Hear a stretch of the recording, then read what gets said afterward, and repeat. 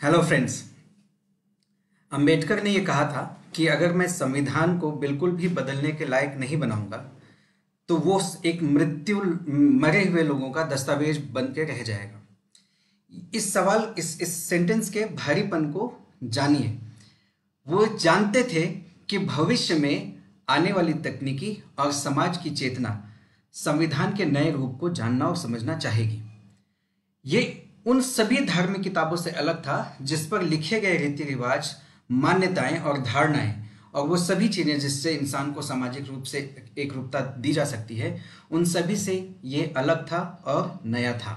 दुनिया के सभी देश के संविधान, खासकर लोकतांत्रिक देशों के संविधानों में ये प्रावधान किया गया है कि कैसे हम उनको वहां की व्यवस्था को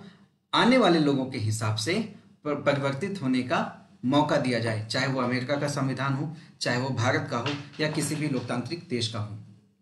मैं संविधान की बात क्यों कर रहा हूं?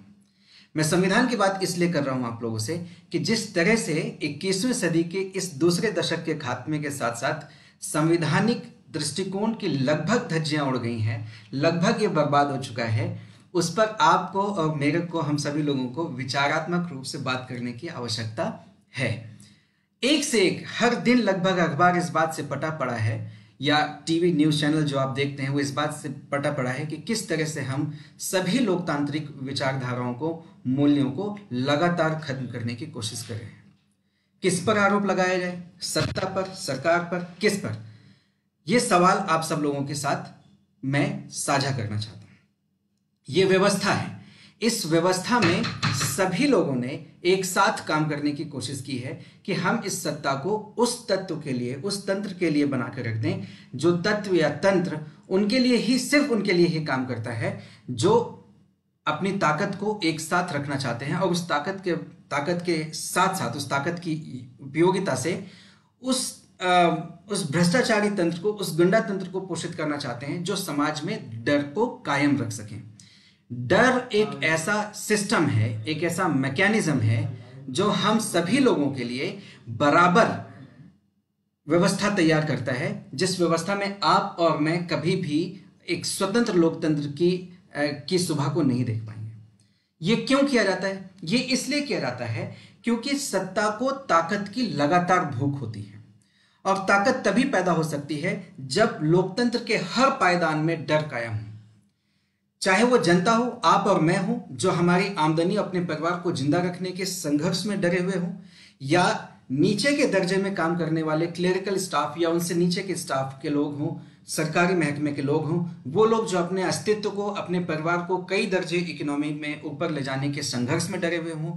या वो लोग जिन्होंने छोटे मोटे भ्रष्टाचार कर दिए हैं, किसी लालच में आवेशवश आकर के किसी कोई भ्रष्टाचार कर दिए हैं, वो लोग डरे रहे हैं, या वो लोग जो ऊपर के खेमे में हैं, जो लगातार सत्ता की भूख से भूखे हैं और वो एक तरह की शेर की सवारी में बैठ गए हैं और उन्हें इस बात को पता है कि जैसे ही वो शेर से उतरेंगे तो या तो शेर खा जाएगा और अगर चलते रहेंगे तो भी उसका नुकसान लगातार होता रहेगा। ये जो व्यवस्था है, ये जो पूरा स्ट्रक्चर बना है इकोनॉमी का, ये इस पावर का, ये स्ट्रक्चर ही हम सब लोगों के लिए नुकसानदेह बन रहा है, लगातार तरीके से हमारे और आपके बीच में नुकसानदेह बन रहा है। आते हैं उत्तर प्रदेश की राजनीति पर, जहां पर हम एक गुंडा है जिसने 8 पुलिस वालों की हत्या की, जिसके बाद उस गुंडे को भी मार दिया गया। ये कई तरह से जायज नाजायज इस पर सुबह से शाम तक बहस चल रही है कि किस तरह से उसका मार दिया जाना जायज था, क्यों ऐसी व्यवस्था है कि अगर हमने जुडिशरी में उस मामले को ले गए तो शायद वो 10 साल तक उस जुडिशरी के हिस्से को उपयोग करता रहेगा और अबू सालेम की तरह या किसी भी ऐसे गुंडा तत्व की तरह वो वापस से हमारे ऊपर काबिज हो जाएगा और हम उसका कुछ भी बिगाड़ नहीं पाएंगे। जब कसाब जैसे कुख्यात अपराधी, जिसको हजारों लोगों ने देखा है कि उसने अपराध किया है, जब हम उसको फांसी के तख्ते पर ले जाने में 2 साल या 3 साल तक के समय को बर्बाद किए, तब एक देसी व्यक्ति जिस पे 60 से ज्यादा मामले होने के बावजूद भी वो आजाद घूम रहा था, वो जब इंसान वापस से सत्ता के साथ में जालसाजियां शुरू करेगा तो हम कैसे समाज को न्याय दिला पाएंगे? ये सब सवाल बहस के दायरे में रहे और लोगों ने कहा कि उसका एनकाउंटर जायज है, उसका एनकाउंटर नाजायज है या कुछ भी। मुख्य सवाल क्या है? मुख्य सवाल यह है कि क्या किसी भी व्यवस्था में किसी भी इंसान को बिना न्यायिक प्रक्रिया के गोली मार देना जायज है? और अगर समाज इस भूख के लिए तैयार हो रहा है तो क्या यह समाज में यह चेतना आ जाना जायज है? क्या यह वही लोकतांत्रिक परिपाटी है जिसके लिए गांधी जी ने कहा था कि यह हिंदुस्तान एक ऐसा देश बनेगा जिस देश में भ्रष्टाचार होगा, जिस देश में अपराध होंगे, पर वो अपराध किसी व्यक्ति विशेष को लेकर के नहीं होंगे, किसी समूह विशेष को लेकर के होंगे, और हमेशा समूह ही अंतिम रूप में दोषी मानी जाएगी और समूह से उस व्यवस्था को हटाने की आवश्यकता होगी जो हमको अपराध की तरफ प्रेरित करती है।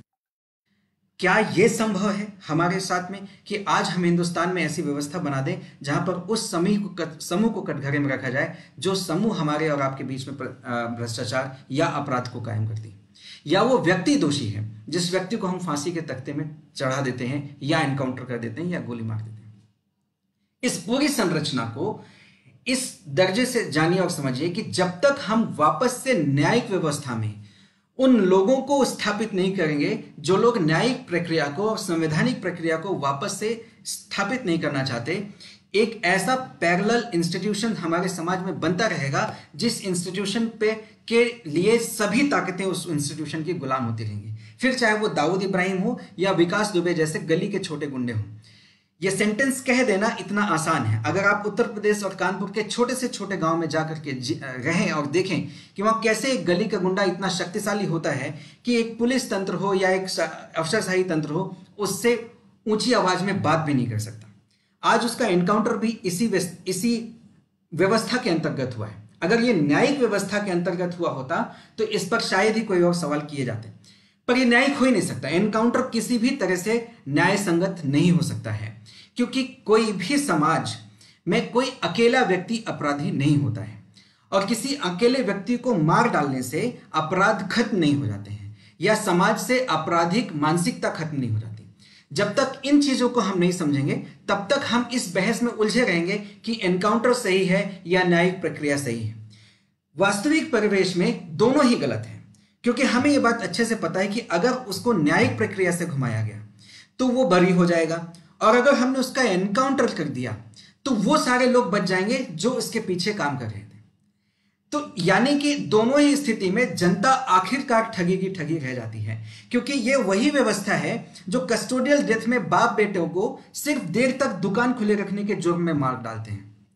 यानी कि इस पूरी व्यवस्था में कुछ चरणबद्ध लोग हैं जिनके पास में इतनी ताकत है कि चाहे वो उसका सदुपयोग कर लें चाहे वो उसका दुरुपयोग कर लें। और जब किसी भी व्यवस्था में 2-4 व्यक्तियों के हाथ में इतनी बड़ी ताकत आ जाएगी तो ये कभी भी संभव नहीं है कि वो कभी भी न्यायिक दायरे में रह करके आप इस पूरी व्यवस्था को ठीक से चला पाए और इसमें भ्रष्टाचार या अपराध को कम कर पाए। इसलिए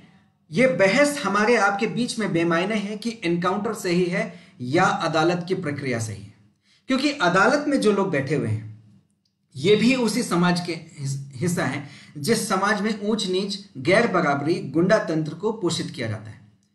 और वो लोग भी उस पूरी व्यवस्था से बंधे हुए हैं जिस व्यवस्था में अगर आप सरेआम अपराध भी कर दें तो आपको छुड़ा लाने के लिए व्यवस्थाएं मौजूद हैं। फिर चाहे वो सलमान खान हो, चाहे वो संजय दत्त हो, चाहे वो अबू सालेम हो, चाहे वो और भी जितने लोग हैं जो अभी जेल में बंद हैं या नाम के लिए ही बंद हैं, उन सभी को ले लें। और यही वो व्यवस्था है कि आपको 2 रुपए की चोरी के लिए भी 12 से 15 साल तक बिना किसी न्यायिक प्रक्रिया के जेल में रख लेती है। तो ये दोनों तरफ से जायज है, दोनों तरफ से नाजायज है, और दोनों तरफ से ही ये आप साबित होती है कि अल्टीमेटली जो पायदान में सबसे निचले खड़ी है आवाम, जनता, ये उसके लिए बिल्कुल आपराधिक रूप से काम करती है, उसके न्याय के हित में कभी भी काम नहीं करती। तो ना ये सही है ना ये सही है। इन दोनों की ही व्यवस्था को सुचारू रूप से चलाने का संघर्ष सही है। हमारी चेतना में, जनता की चेतना में सरकार से, सत्ता से सवाल पूछना और सत्ता को कटघरे में रखने की चेतना जब तक नहीं आएगी तब तक चाहे फिर वो आपकी कस्टोडियल डेथ हो या किसी गुंडे का बेवजह सड़कों पर एनकाउंटर हो जाना, ये दोनों ही तरह के पैरेलल व्यवस्थाएं हमारे बीच में चलती रहेंगी और हम दोनों ही तरफ से ठगे जाएंगे और हम इसी बात में बहस करते रह जाएंगे कि सरकार ने गलत किया कि विपक्ष ने गलत किया। क्योंकि असली बात यह है दोस्त, न सरकार और विपक्ष एक दूसरे से जुदा है ही नहीं, ये दोनों ही मिल करके सत्ता बनाती हैं। सरकार, विपक्ष, व्यापारी, अफसरशाही, पुलिस और गुंडा तत्व, जिसमें गुंडा तत्व सबसे शक्तिशाली होता है क्योंकि वो बर्बर होता है, वो अनैतिक होता है और गैर तांत्रिक होता है। उसका कोई सिस्टम नहीं होता, उसका कोई संविधान नहीं होता, उसकी कोई व्यवस्था नहीं होती, वो किसी के प्रति उत्तरदायी नहीं होता, इसलिए वो आताताई होता है, आक्रांत होता है और इसलिए वो पूरी व्यवस्था के ऊपर शक्ति से बैठ जाता है क्योंकि उसे सिस्टम का, व्यवस्था का दुरुपयोग करने की अदाकारी उसमें आ जाती है। कैसे हो सकता है कि एक ओसामा बिन लादेन, एक दाऊद इब्राहिम, एक सालेम या एक विकास दुबे जैसे गुंडे बंद कोठरी के अंदर में बिल्कुल बहुत बड़ी प्रोटेक्शन के बीच में निहत्थे, कमजोर, डायबिटीज के मरीज की तरह बीमार, मोटे, भूखे,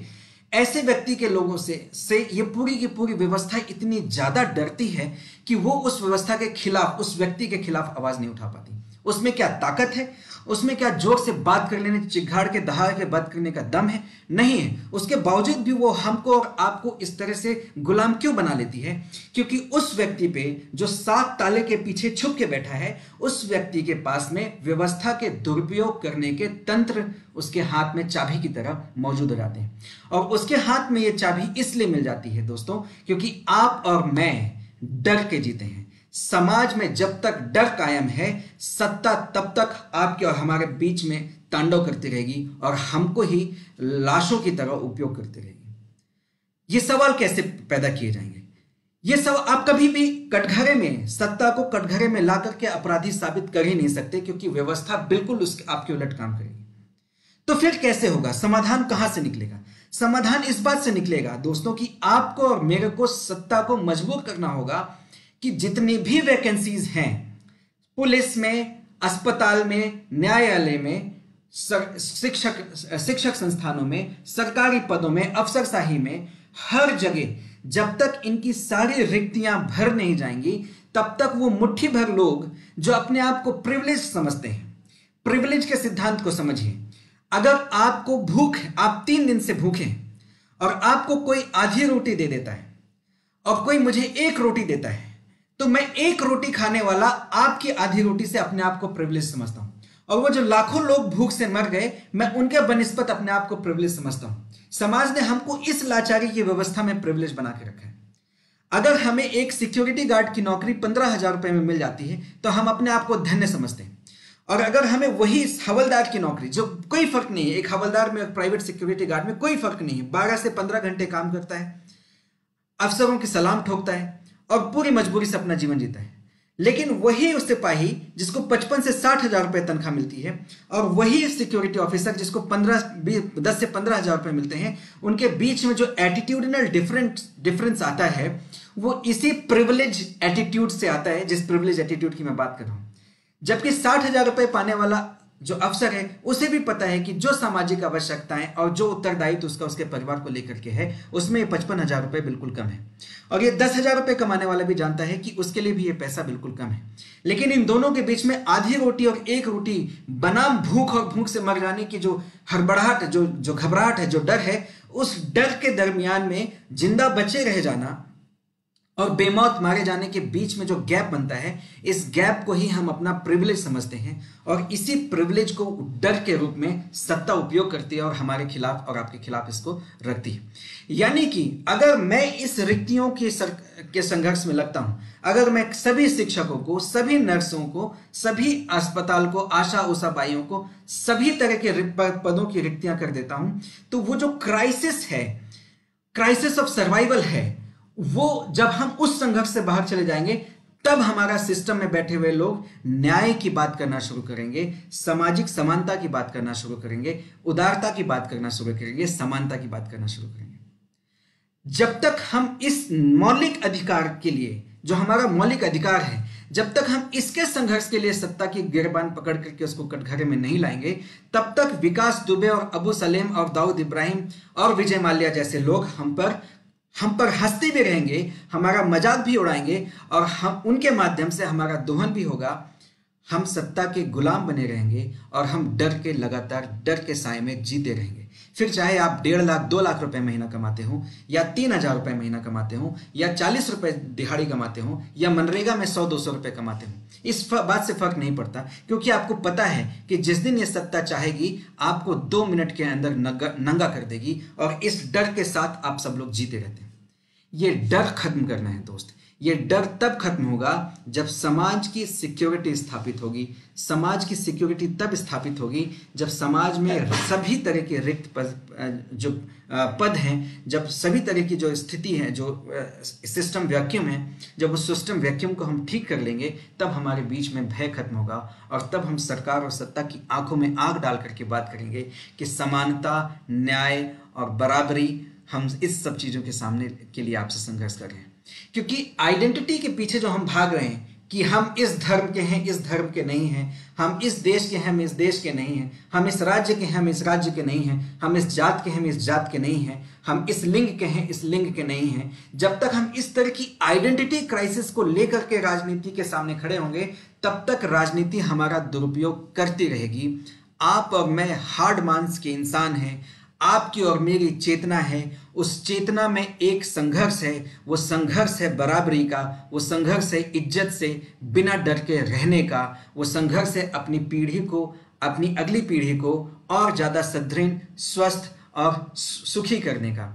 और इस संघर्ष के लिए अगर हमें लड़ना है तो हमें सत्ता से अपने अधिकारों को छीन के लेना होगा। ये वो इंस्टीट्यूशंस नहीं हैं जहाँ पर कोई विदेशी सत्ता हम पर राज करती हो। ये वो इंस्टीट्यूशन है जो कल को हमारे साथ खेल रहे थे, वो आज हमारे बाप बनने की कोशिश कर रहे हैं। उस इंस्टीट्यूशन में हमें उनको कॉलर पकड़ के वापस अपनी बराबरी में बैठाना है और बात करना है कि दोस्त, रोटी तू भी खाता है, रोटी मैं भी खाऊंगा, तू हराम की खाता है, मैं ईमान की खाता हूँ, हम दोनों को ईमान की रोटी खाना है, तभी संविधान और संस्था हमको ईमान दे पाएगी। अन्यथा हम इस ईमान के लिए लड़ते रहेंगे, आपस में भौंकते रहेंगे, उसका कोई अर्थ निकलने वाला नहीं है। ये सवाल मैं आप पर छोड़ के जाता हूँ कि किस तरह से हमको पुलिस रिफॉर्म, किस तरह से हमको किसान रिफॉर्म, किस तरह से हमको सामाजिक रिफॉर्म की बातें, न्यायालय के रिफॉर्म की बातें जो किताबों पर पुलिंदों की तरह संसदों में, विधानसभाओं में सड़ रही हैं, उनको वापस पटल में लगा करके, मेज पे ला करके किस तरह से हम सत्ता को मजबूर करें कि उन सभी को बहस का हिस्सा बनाया जाए और वो नियम पारित किए जाएं, जिन नियम के आधार पर वो सभी रिफॉर्म्स चालू हो जाएं जो 30-40 साल से ठोकर खा रहे हैं, धूल झोंक रहे हैं, बर्बाद हो रहे हैं, दिमाग में लग चुकी, उनको हम कैसे वापस मेज पर ला करके उस व्यवस्था को इस लायक बनाएं, इस पर मजबूर करें कि वह हमारे और आपके हिसाब से विधानसभा में, लोकसभा में काम करे, ना कि हमारे और आपके खिलाफ काम करे। बहस कीजिए, बहस कीजिए, सवाल कीजिए, सवाल ताकत से कीजिए, कमजोरों से नहीं कीजिए। जब तक आप ऐसा नहीं करेंगे, हमारे और आपके बच्चे सुरक्षित नहीं रहेंगे, हमारा और आपका भविष्य सुरक्षित नहीं रहेगा। इस वायरस ने हमको कैद नहीं किया है,